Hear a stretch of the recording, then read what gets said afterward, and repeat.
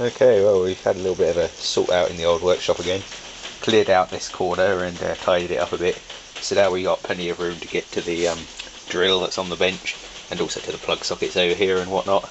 And we've also cleared the bench a little bit, cleared this area over here for a new project that's going to be coming tomorrow, hopefully. A couple of people will know what that is. Others will just have to wait until tomorrow to see what that is.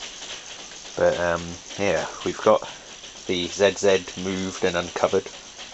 The WD and the Maytag is under there, and we've moved the pillar drill to over here because it was in the way of the drawers, and the pillar drill can be easily wheeled out of here now if ever we want to get something else out. We fired up the WD2 just briefly in the conservatory, run it for about 30 seconds just to see if she still started.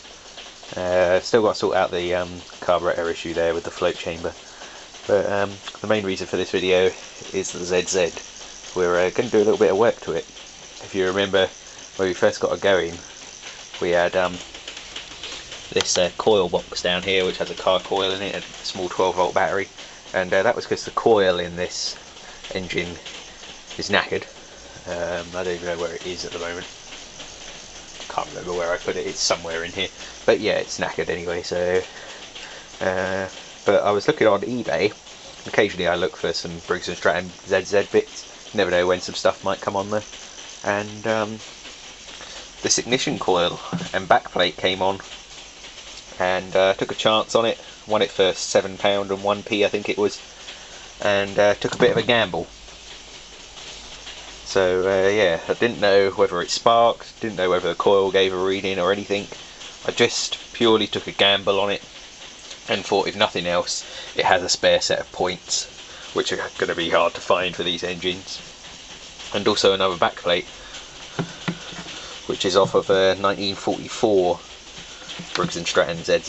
This is a 43, and interesting again, they've changed the design of the backplate and added more strengthening pieces, because these backplates are known to warp and crack and all sorts of things. This has got an earlier type backplate in it which doesn't have as many strengthening points. Yeah, we've also got another oil retaining ring here.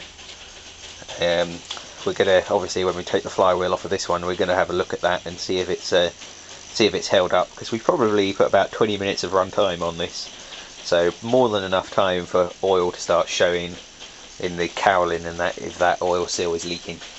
But anyway, we took a gamble on this coil, a bit of a gamble, and we took a chance. If I can get here, we took a chance, and it's turned out to be a good 6,500 ohms. Can't get much better than that from an old coil. That really is good. So hopefully this should get the ZZ running properly. And there was also a carburetor and air filter, but because I just brought another engine as a project again, I couldn't put any more on that and lost out on that. But I don't think there's anything wrong with my carburetor. I'm going to make a new gasket for it here, which is fairly simple to make, and I'm going to try and strip it completely and clean it this time and see where that gets us.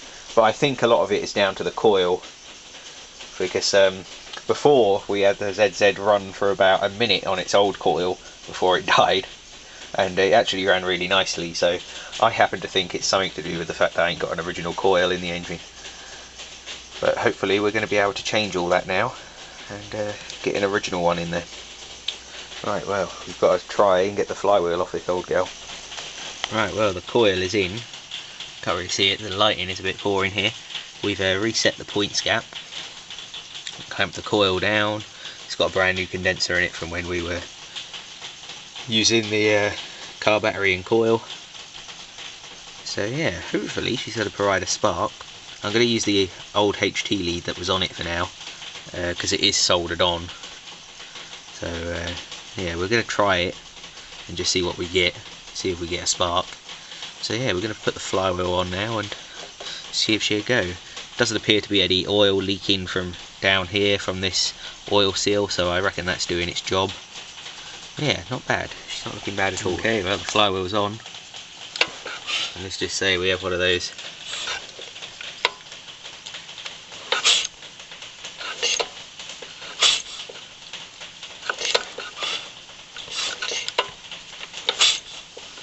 awesome spark. Excellent. This ought to get this Briggs and Stratton running nicely. Yeah, I'm impressed.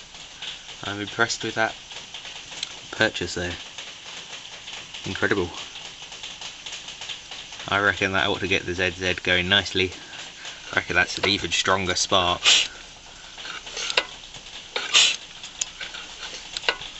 Even just at low speeds as well. We're getting a nice flashing spark. So that's really good. Yeah. That should get this engine running nicely. Just fitted the little points cover, which I didn't have before, so that was another good little purchase with this ignition coil and backplate.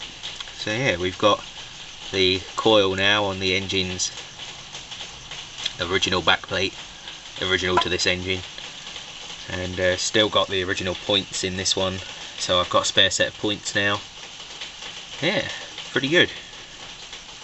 I may even have a go at trying to get the other one going, because I have got another ZZ which is pretty much complete, albeit a carburetor. So yeah, we may have an attempt at getting that one going at some point. But yeah, I'm hoping that this engine should now run really nicely. We shall see. Well, there we go, the ZZ's back together. Next time we see it running, should hopefully be on this new coil. We've got a little chip there. Somehow I managed to put that in it. We're patch that up later on, because the new engine that's coming is going to be painted in this same red. So yeah, we could easily patch this up whilst we're painting that one. And the other one's going to be the winter project, hopefully, if it doesn't turn out to be a completely utter dog. But yeah, I'm happy I got this coil on there now, and it's certainly flashing a nice bright spark. And we have a nice quantity of spares here. Just got to put this back together now, so we don't lose anything. Yeah, pretty pleased. That wasn't a bad buy. Hopefully that, and a full carburetor clean and new gasket, should have the ZZ running as normal. Got the oil bar filter way over there, out of harm's way. And I realised that the LD1's exhaust unscrews nice and easily, so we're going to try running it with a deep type Lister D exhaust and see what it sounds like then. It doesn't sound very nice with this modern Briggs and Stratton exhaust.